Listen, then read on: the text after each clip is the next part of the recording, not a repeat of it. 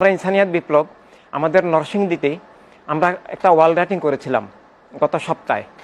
ওয়াল রাইটিংটা একটা সুন্দর শব্দ যে সব মানুষ ভাই ভাই মানবতার দুনিয়া চাই, নিরাপদ জীবন চাই, মানবতার রাষ্ট্র চাই। বর্তমান যারা ক্ষমতায় আছেন সেই সমন্বয়ক তাদের নরসিংদীর সদস্যরা আমাদের ওয়াল রাইটিং মুছে নিজেদের ওয়াল রাইটিং করেছেন। তাহলে আমরা কিভাবে নির্বাচনে যাব? তারাই ক্ষমতায় আছেন এখন।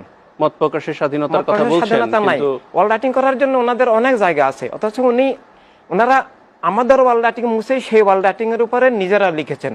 তো এইভাবে যদি আমরা ওনাদের মানে আক্রমণের হামলার শিকার হই, আমরা যদি নিজেদের দিশা দর্শন তুলে ধরতে না পারি, তাহলে মানে স্বাধীন নির্বাচন, নিরপেক্ষ নির্বাচন, সুষ্ঠু নির্বাচন, ফেয়ার নির্বাচন যে ভাষায় আমরা বলি একেবারেই অসম্ভব হয়ে দাঁড়াবে। তখন আমাদেরকে আবার মুক্তির আন্দোলন করতে হবে।